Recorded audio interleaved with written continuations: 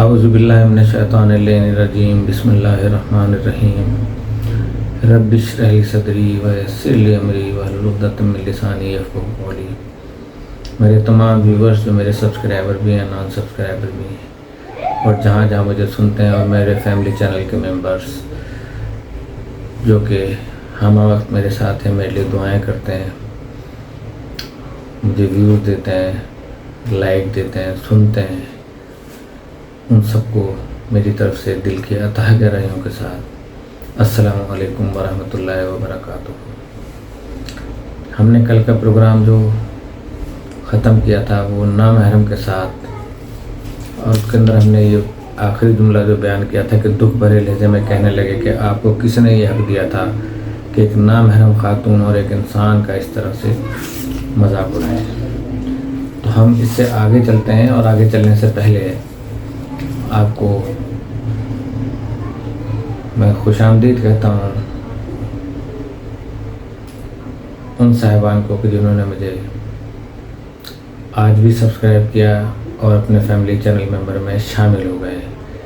میری آپ سے ہمیشہ یہ گزارش رہی ہے اور گزارش رہے گی کہ اب جب کہ آپ نے چینل کو یہاں تک پہنچا دیا ہے اور یہ آپ کا اپنا چینل ہے، اور ہم انشاءاللہ اس پہ ہر موضوع پہ بات کریں گے، چاہے وہ اخلاقیات ہوں، دین کے بارے میں ہوں، تعلیم کے بارے میں ہوں، والدین کے حقوق کے بارے میں پہلے ہی کافی پروگرام کر چکا ہوں، مزید بچوں کی تربیت اور روحوں کے بارے میں، جنات کی حقیقت کے بارے میں، مرنے کے بعد کیا ہوگا، اور دیگر بہت سارے بے شمار مسائل ہیں کہ جو ہمیں بیان کرنے ہیں، اور لوگ ابھی تک تشنا ہیں اور وہ اپنے دماغ میں سوچتے رہتے ہیں۔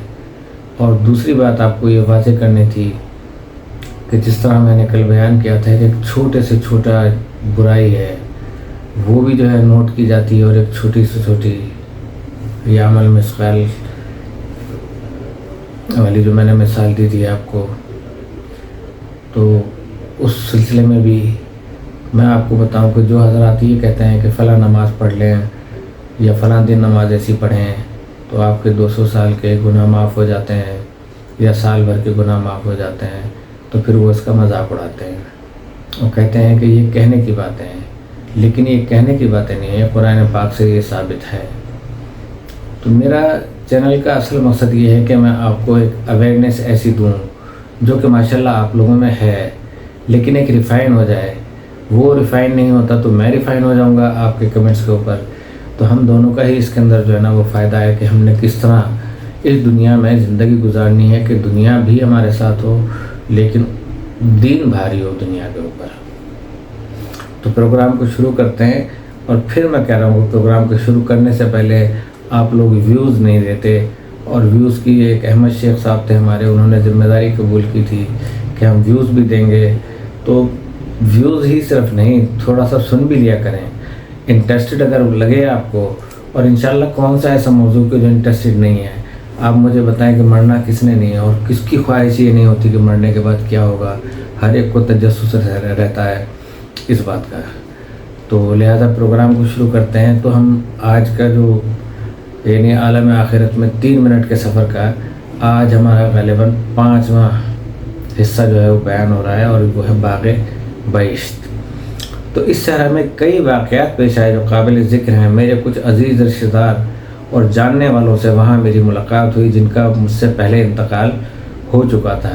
ان میں سے ایک میرے چچا مرحوم بھی تھے، اور وہ اسپتال میں بھی میرے کنارے کنارے کھڑے تھے۔ وہ ایک بہت بڑے باغ میں بیٹھے تھے۔ میں نے پوچھا، چچا جان کیا آپ نے کوئی ایسی خاص نیکی کی تھی کہ جس کے نتیجے میں آپ کو اتنا بڑا باغ ملا ہے؟ کہنے لگے کہ میں اور تمہارا باپ بچپن میں یتیم ہو گئے تھے۔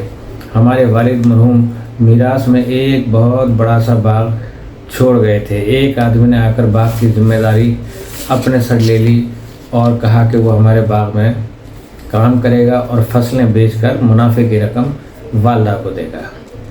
لیکن اس نے کچھ لوگوں کو اپنے ساتھ ملایا اور ایک سازش کے ذریعے باغ پر قبضہ کر لیا۔ انہوں نے باغ کے کئی حصے کیے اور آپس میں بانٹ لی، اور بالآخر ہمارا باغ بیچ ڈالا۔ لیکن ان میں سے ہر ایک کی عاقبت خراب ہو گئی اور وہ یہاں سب لوگ پھنسے ہوئے ہیں، کیونکہ انہوں نے مال یتیم پر ہاتھ صاف کیا تھا۔ لہٰذا خدا نے ہمیں اس باغ کے بدلے میں یہ باغ عنایت کیا ہے۔ انشاءاللہ خدا کے کرم سے قیامت میں حقیقی باغ میں جائیں گے۔ انہوں نے باغ کے دوسرے دروازے کی جانب اشارہ کیا اور کہنے لگے کہ اس باغ کے 2 دروازے ہیں، جن میں سے ایک دروازہ تمہارے اپنے والد کا ہے اور دوسرا دروازہ بھی جلد کھلنے والا ہے۔ تو چچا کے باغ کے ساتھ ہی ایک بہت بڑا باغ تھا۔ اس باغ کی ہریالی اپنی مثال آپ تھی اور انسان دیکھ کر مست ہو جاتا تھا۔ یہ باغ ہمارے ایک عزیز کا تھا۔ اس نے اپنی ایک زمین وقف کی تھی دنیا میں، جس کے بدلے میں وہ اتنے بڑے سرسبز باغ کا حقدار قرار پایا تھا۔ میں اس باغ کو دیکھنے میں مست تھا کہ یکایک وہ سرسبز باغ جل کر راکھ ہو گیا۔ میرا وہ عزیز حسرت سے اپنے لٹتے ہوئے سرمایہ کو دیکھ رہا تھا۔ میں حیرت کا مجسمہ بن گیا تھا۔ میں نے اس سے پوچھا کہ آپ کا ہرا بھرا باغ کیوں جل گیا؟ کہنے لگا، بیٹا، یہ وہ مصیبت ہے جو میرے اپنے بیٹے کی وجہ سے میرے اوپر نازل ہوئی ہے، اور اس کی وجہ سے اس وقف شدہ زمین کی خیرات و برکات مجھ تک نہیں پہنچ پاتی ہیں۔ میں نے وقف شدہ کے لیے پہلے بھی آپ سے کہا تھا کہ آپ کی زمین کا کوئی حصہ ہے، کوئی بندہ مرنے سے پہلے وقف کر دیتا ہے کسی مسجد کو، کسی امام بارگاہ کو، کسی ٹرسٹ کو، تو اس کے بیٹے نے اس وقف شدہ زمین کے اندر جو ہے وہ اپنا کام دکھانا شروع کیا اور اس کی خیر و برکات جاتی رہیں۔ کتنی حسرت سے وہ یہ جملے دہرا رہا تھا۔ میں نے پوچھا، چچا اب کیا ہوگا اور اب کیا کریں گے؟ کہنے لگا، میرے اس باغ کو آباد ہونے میں بہت وقت لگے گا، لیکن ڈر ہے میرا بیٹا دوبارہ اس کو نابود کرنے کی کوشش کرے گا۔ مجھے معلوم تھا کہ اس کا مسئلہ کیا ہے۔ میں موقوفہ زمین یعنی کہ جو کہ وقف کی تھی اور اس کے ناخلف بیٹے کی حرکتوں سے آگاہ تھا، لہٰذا میں نے وہ بات وہیں پہ چھوڑ دی۔ وہ ایسی دنیا تھی جہاں آپ اپنے ارادے سے کبھی بھی نہیں پہنچ سکتے تھے، یعنی ارادہ کیا اور ایک ہی لمحے میں آپ اپنے مقصد پر پہنچ گئے۔ میرا پھوپھی زاد بھائی 8 سالہ جنگ میں شہید ہوا تھا۔ ذہن میں آیا کہ اس کا مقام دیکھ لوں۔ دیکھتے ہی دیکھتے ایک بہت ہی حسین و جمیل باغ کے اندر میں پہنچ گیا۔ جو کچھ وہاں میں نے دیکھا اس کو بیان کرنے کے لیے میرے پاس الفاظ نہیں ہیں، کیونکہ اس کی شبیہ یعنی اس کی جو بھی اسٹائل تھا، جو بنا ہوا تھا، جس انداز سے وہ تعمیر تھا، اور اس کی مثال یہاں موجود نہیں ہے۔ میرے بس میں نہیں ہے کہ وہاں کی خوبصورتی کی تصویر کشی کر سکوں اس دنیا کے کسی باغ سے۔ ایک شخص کی مثال لیں، فرض کریں کہ اس نے زندگی میں کبھی بھی کوئی خوبصورت فراغ اور سرسبز جگہ نہیں دیکھی تھی۔ آپ اس کے سامنے کیسے بیان کریں گے کہ خوبصورت پارک یا سرسبز جنگل یا لہلہاتا باغ کیا ہوتا ہے؟ جتنی بھی آپ توصیف کریں گے وہ اپنے اس ذہن میں اس کی تصویر نہیں بنا پائے گا۔ ہمارا حال بھی یہی ہے، وہ سب کچھ ناقابل توصیف ہے۔ بس کوشش کرتا ہوں ایسے الفاظ میں بیان کروں کہ جس کو انسانی ذہن ہضم کر سکے۔ میں نے ایک وسیع و عریض باغ میں قدم رکھا جس کی حدود کا کوئی اندازہ نہیں تھا۔ جس گھاس پر چل رہا تھا اس کی لطافت و خوبصورتی دل کو چھو لیتی تھی۔ پھولوں کی خوشبو سے معطر ہوا سے انسان پر مدہوشی طاری ہوتی تھی۔ دلکش رنگا رنگ اور ہر قسم کے پھلوں سے لدے درختوں کی بہتات تھی۔ میں تھوڑی دیر کے لیے چمن زہر پر لیٹ گیا۔ ایسا محسوس ہوتا تھا کہ پرندوں کے پروں سے بنائے گئے نرم و نازک اور آرام دہ تخت پر جو ہے میں لیٹا ہوں۔ ہر طرف بھینی بھینی خوشبو پھیلی ہے، پرندوں کی چہچہاہٹ، بہتے دریاؤں کی نغمہ سرائی کا جواب نہیں تھا۔ وہ منظر توصیف سے ماورا ہے، یعنی اس کے اوصاف سے بالا تر، اس کی سمجھ سے بالا تر تھا کہ وہ منظر کیا تھا۔ سر اٹھایا تو پھلوں سے لدے ہوئے درختوں کو دیکھا۔ کھجور کا درخت دیکھا تو دل میں خیال آیا کہ یہاں کے کھجور کا ذائقہ کیسا ہوگا۔ کیا دیکھتا ہوں کہ کھجور کا درخت میری جانب جھک گیا۔ میں نے ہاتھ بڑھا کر ایک کھجور توڑ کر منہ میں رکھ لی۔ اس کھجور کی اس مٹھاس کو دنیا میں موجود کسی میٹھی چیز سے موازنہ کرنا ناممکن ہے۔ اپنی اسی دنیا کو دیکھ لیں، یہاں اگر مٹھاس حد سے زیادہ ہو تو انسان کا دل بھر جاتا ہے، لیکن اس کھجور کی مٹھائی کو میں کیسے بیان کروں؟ اپنی جگہ سے کھڑا ہوا تو دیکھا چمن کی گھاس پہلی والی حالت میں پلٹ گئی۔ وہاں سے دریا کا رخ کیا۔ دنیا میں معمولاً عام طور پر دریا کے کنارے کیچڑ ہوتا ہے، انسان احتیاط سے چلتا ہے کہ کہیں پاؤں گندے نہ ہو جائیں۔ وہاں کے دریا کی کیا بات ہے کہ دریا کے کنارے شیشے کے مانند براق اور دلربا پانی کو دیکھا تو صاف و شفاف تھا کہ نگاہ اس کی تہہ تک جاتی تھی۔ دل چاہ رہا تھا کہ اس کے اندر کود جاؤں، لیکن اچانک دل میں خیال آیا کہ مجھے فوراً پھوپھی زاد بھائی کے محل کی جانب بھی جانا چاہیے۔ دریا کے اس پار سفید رنگ کا ایک بہت بڑا خوبصورت محل تھا، جس کی خوبصورتی ناقابل توصیف اور وہ دنیا کے محلوں سے بالکل الگ تھا۔ وہ ان برفوں سے بنے محلوں کی مانند تھا جن کو ہم بچپن کے ایام میں کارٹونوں میں دیکھا کرتے تھے۔ محل کی دیواریں نورانی تھیں۔ دریا کے اس پار جانے کے ارادے سے کسی پل کا تلاش کرنے کا ارادہ کیا کہ میں دریا کراس کروں، تو دیکھا کہ اس کی ضرورت نہیں ہے، میں پانی پر سے گزر کر اس پر سے جا سکتا ہوں۔ پانی پر چل کر دریا کی دوسری جانب اترا جہاں میرے پھوپھی زاد بھائی کا محل تھا۔ اس محل کی دلکشی کے سبب میں آنکھیں جھپکانا بھول گیا تھا۔ بھائی سے ملا تو کہنے لگا، یہاں پر ہم اہل بیت اطہار علیہ السلام کے پڑوس میں ہیں، یہاں سے ہمیں ائمہ اطہار علیہ السلام کی ملاقات کا شرف بھی نصیب ہوتا ہے، اور یہ برزخ کی سب سے بڑی نعمتوں میں سے ایک نعمت ہے۔ یہاں سے ہم اپنے دوستوں، رشتہ داروں اور شہداء کی ملاقات کے لیے بھی جا سکتے۔ یہ 2009 کی بات ہے۔ رجب اور شعبان کے بابرکت مہینے تھے جب خانہ خدا اور مدینہ منورہ کی زیارت کا شرف حاصل ہوا۔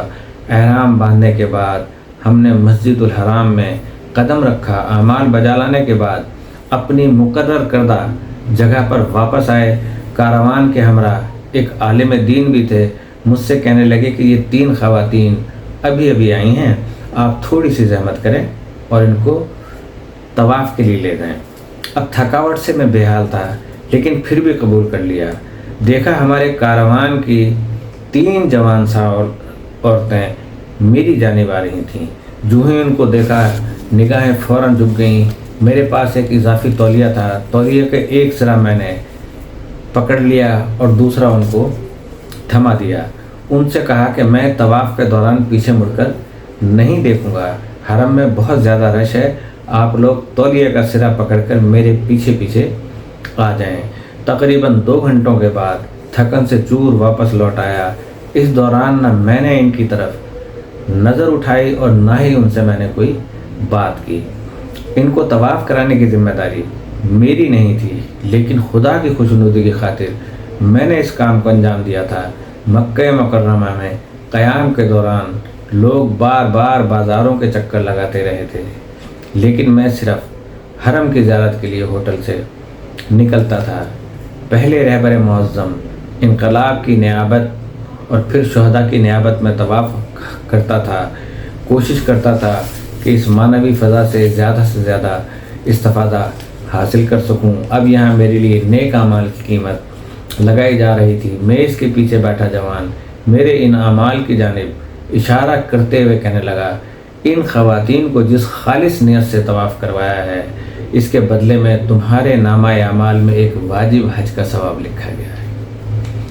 مزید کہنے لگا کہ جو طواف دوسروں کی نیابت میں انجام دے، ان کے لیے 2 گنا عذاب ہے، تمہارے نامہ اعمال میں لکھ دیا گیا ہے۔ وہ شعبان کے ابتدائی ایام تھے۔ ہم مدینہ منورہ کی زیارت کے لیے روانہ ہوئے۔ ایک دن صبح سویرے قبرستان جنت البقیع کی زیارت میں مشغول تھا۔ اپنے قریب ایک خارجی پولیس والے کو دیکھا جو ایک جوان لڑکے کا کیمرہ چھین رہا تھا۔ وہ جوان جنت البقیع کی تصویر بنانا چاہ رہا تھا۔ میں تیزی سے اس کی جانب بڑھا اور اس کے ہاتھ سے کیمرہ چھین کر لڑکے کو پکڑا دیا۔ قبرستان کے آخری سرے تک چلا گیا۔ زیارت عاشورہ پڑھتے پڑھتے میں جناب عثمان کی قبر کے سامنے پہنچ گیا تھا۔ وہ پولیس والا میرے پیچھے آ گیا تھا اور گھور کر مجھے دیکھ رہا تھا۔ اچانک میرے سامنے آ گیا، میرا بازو پکڑ لیا اور فارسی زبان میں اونچی آواز سے کہنے لگا، کیا پڑھ رہے ہو؟ کیا لعنت بھیج رہے ہو؟ میں نے کہا نہیں، میرا بازو چھوڑ دو، لیکن وہ چیختا رہا، چلاتا رہا، दूसरे बहुत सारे सिपाहियों को इकट्ठा कर लिया। इसी असना में मेरी तरफ देखकर अमीर अल-मोमिनीन अलैहिस्सलाम अली अलैहिस्सलाम को उनके बारे में नाज़ेबा बयानात उसने बातें करना शुरू की। अब मेरी बर्दाश्त जवाब दे चुकी थी। इसकी नाज़ेबा बात को दूसरे ज़ाहिरीन ने भी सुन लिया था। अब चुप रहना मेरे बस में नहीं था। मैंने इसके चेहरे पर एक ज़ोरदार थप्पड़ रसीद कर दिया। इसके साथ ही 4 सिपाही मुझ पर हमला आवर हुए और बुरी तरह मारना शुरू किया। इनमें से एक अहलकार ने मेरे कंधे पर मौलिक ज़रब लगाई, जिसका दर्द कई महीनों तक बर्दाश्त करता रहा। दूसरे ज़बार मेरी मदद को आए, इनके चंगल से निजात दिलाई और फ़ौरन वहाँ से भाग निकला। अमालनामा देखकर कब्रिस्तान बकी में इस झगड़े की रुदात मुझे दिखाई गई। मुझसे कहा गया कि आप सिर्फ हज़रत अमीर अल-मोमिनीन अली अलैहिस्सलाम की मोहब्बत में इन अहलकारों से उलझ गए थे और तुम्हारा कंधा भी ज़ख्मी हो गया था।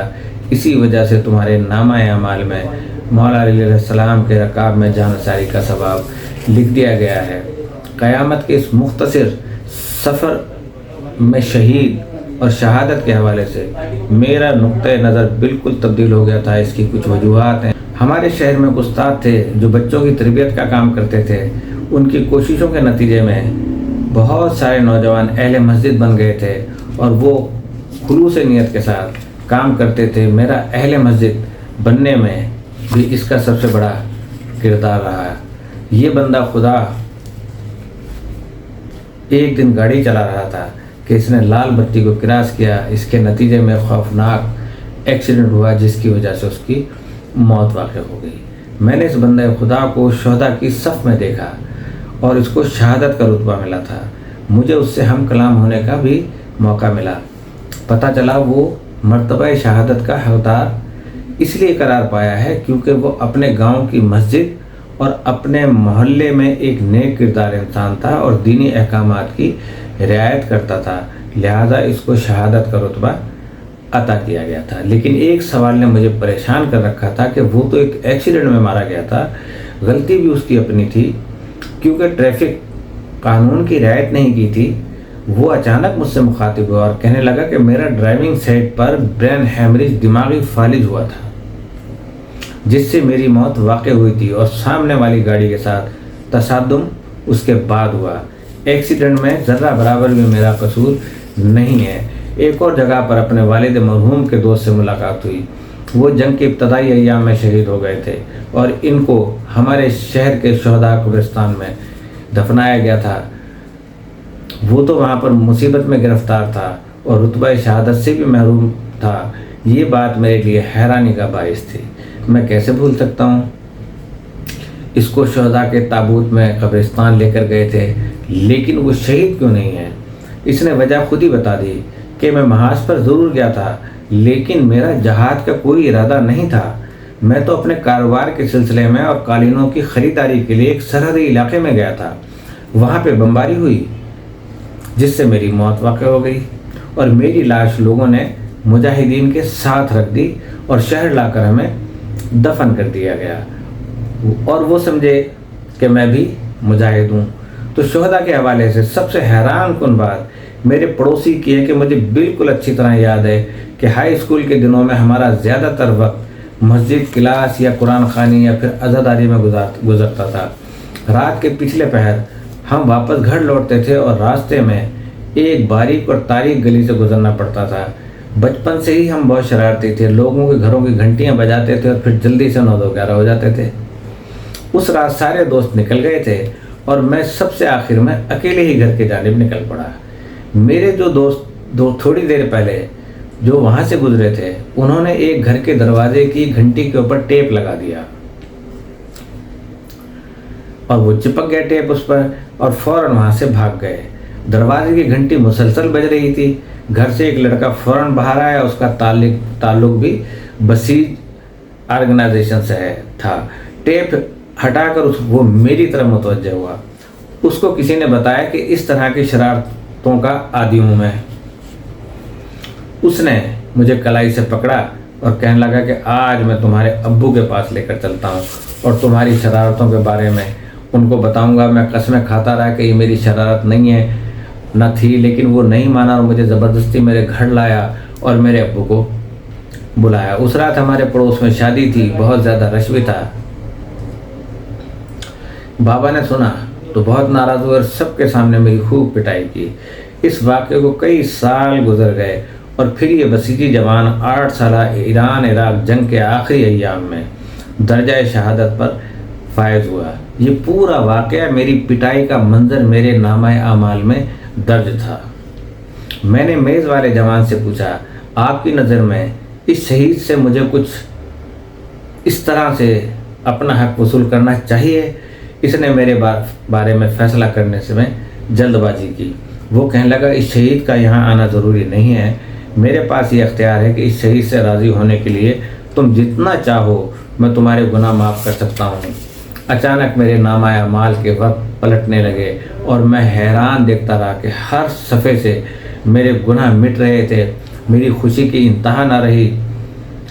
تقریباً 1 سے 2 سال کے میرے گناہ معاف ہو گئے تھے۔ میز والے جوان کی آواز آئی، اب راضی ہو؟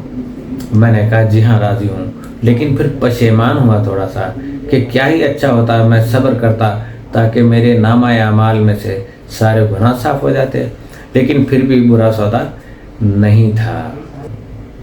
اسی وقت وہ شہید بھی تشریف لایا، سلام کر کے بغلگیر ہوا اور اس کی زیارت سے مجھے بہت خوشی ہوئی۔ کہنے لگے، میرے یہاں آنے کی ضرورت نہیں تھی، لیکن پھر بھی آیا ہوں تاکہ آمنے سامنے آپ سے معافی مانگوں۔ اگرچہ آپ کا بھی قصور تھا کیونکہ آپ ایسی شرارتیں کرتے رہتے تھے۔ اب جب سے مجھے نوکری ملی، حقوق والی بات کہ جب سے مجھے نوکری ملی میں نے اپنا شمسی سال معین کیا تھا۔ ہر سال اضافی آمدنی کا حساب لگاتا اور اس کا 5واں حصہ خمس کے عنوان سے ادا کرتا تھا۔ ہمارے محلے میں بہت سارے اچھے علماء دین تھے، لیکن میرے ایک دوست نے بتایا کہ محلے میں ایک عمر رسیدہ عالم دین ہے۔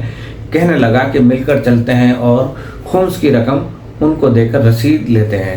میں خمس کے معاملے میں بہت احتیاط کرتا تھا، کوشش یہی رہتی تھی کہ کوئی معمولی سی چیز بھی نہ چھوٹ جائے۔ 90 کی دہائی سے میں رہبر معظم انقلاب کا مقلد ہوں، یعنی ان کی تقلید کرتے تھے، وہ ان کی مانتے تھے۔ مجھے اچھی طرح سے یاد ہے کہ میری خمس کی رقم 20,000 تومان تھی، جو کہ وہاں کی کرنسی تھی۔ ایک سال میں نے جب اس عمر رسیدہ عالم دین کو خمس کی رقم تھمائی تو تاکید کی کہ رہبر معظم کے دفتر سے میرے لیے رسید ضرور لے کر آئیں۔ اگلے ہفتے رسید لینے گیا تو یہ دیکھ کر حیران رہ گیا کہ رسید کسی اور ہی آیت اللہ کی ہے۔ میں نے پوچھا، یہ کس طرح کی رسید ہے؟ کہیں آپ سے غلطی تو نہیں ہوئی ہے؟ میں نے تو صاف صاف کہا تھا کہ میں رہبر معظم کا مقلد ہوں، ان کا ماننے والا ہوں اور ان کی تقلید پہ چلتا ہوں، ان کے احکامات پہ چلتا ہوں، سوائے فرائض جو اللہ تعالیٰ نے ہم پہ نافذ کیے ہیں۔ وہ کہنے لگا، اس سے کوئی فرق نہیں پڑتا۔ مجھے بہت غصہ آیا اور میں نے انہیں 2 ٹوک الفاظ میں کہہ دیا، مجھے ہر حال میں دفتری رسید اور رہبر ہی کی چاہیے۔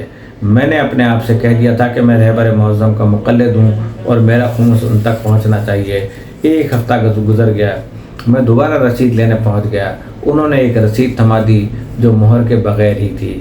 اس کے صحیح یا غلط ہونے کا مجھے کوئی اندازہ نہیں تھا، لیکن اس کے بعد میں نے اکاؤنٹ نمبر لے لیا اور خمس کی رقم خود ہی ٹرانسفر کرتا تھا۔ 1-2 سال گزر گئے، پھر وہ عمر رسیدہ عالم بھی دنیا سے رخصت ہو گئے۔ بعد میں مجھے پتہ چلا کہ اسی عالم نے کئی اور افراد کا خمس بھی ادھر ادھر کیا تھا۔ اپنے اعمال کو دیکھنے میں مصروف تھا کہ اچانک اس عمر رسیدہ عالم کو دیکھا۔ اس کی حالت بہت خراب تھی۔ حق الناس کے معاملے میں اس نے بہت زیادہ لاپرواہی سے کام لیا تھا اور وہ لوگوں کا مقروض تھا، لہذا بری طرح پھنس گیا تھا۔ خمس میں خرد برد نے اس کو بالکل بیچارہ کر دیا تھا۔ بہت سارے افراد اس سے بہتر حالت میں تھے۔ وہ عمر رسیدہ عالم میرے پاس آیا اور کہنے لگا کہ میں اس کو معاف کر دوں، لیکن اس کا معاملہ اتنا خراب تھا کہ میرے معاف کرنے یا نہ کرنے سے اس کو کوئی خاص فرق نہیں پڑنا تھا، لہذا میں نے بھی انکار کر دیا۔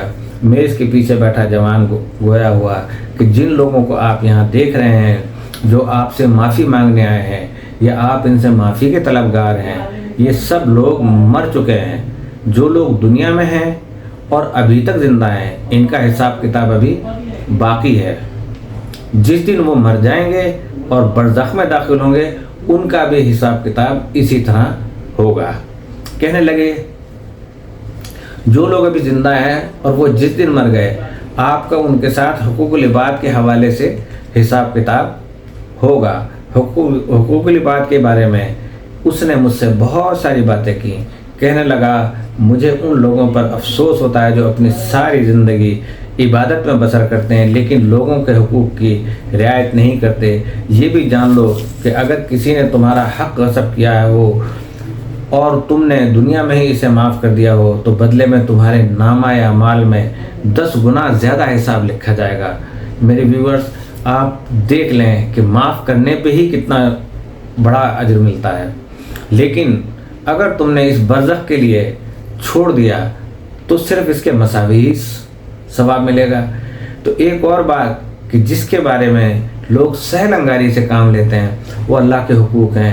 कहते हैं कि सब कुछ खुदा के हाथ में है और खुदा इंशाअल्लाह हमारी ख़ताओं से चश्मपोशी करेगा।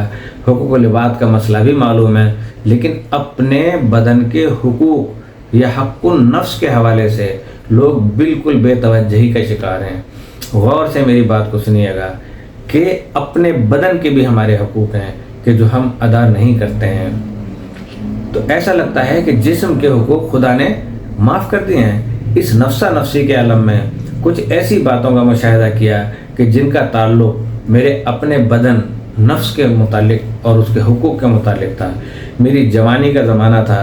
एक दिन अपने दोस्तों और मोहल्ले के लड़कों के साथ पिकनिक पर जाने का एहतमाम किया।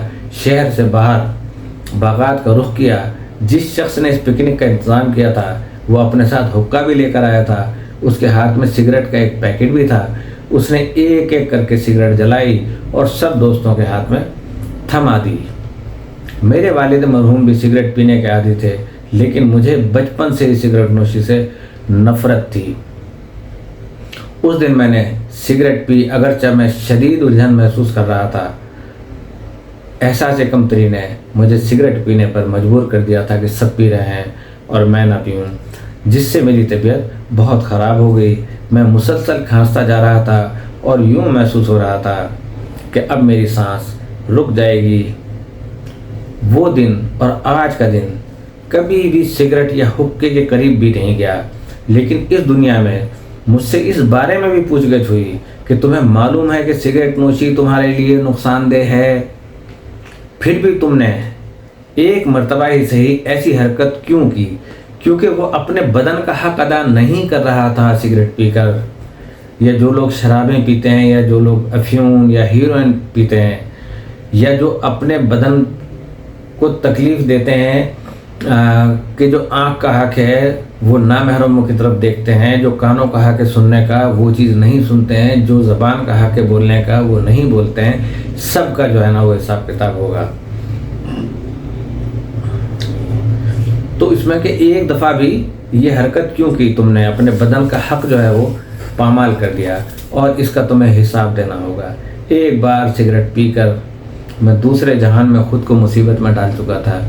वहाँ पर ऐसे कितने लोग मेरी नज़रों से गुजरे हैं जो दुनिया में दीनदार थे, लेकिन अपने जिस्म के हुकूक से गफलत बरतने के जुर्म में उन्हें रोक लिया गया था। हुक्का और सिगरेट नोशी ने इनकी ज़िंदगियों का वक्त से पहले ख़ात्मा कर दिया था और वो अपने आप पर जुल्म करने के जुर्म में फंस चुके थे।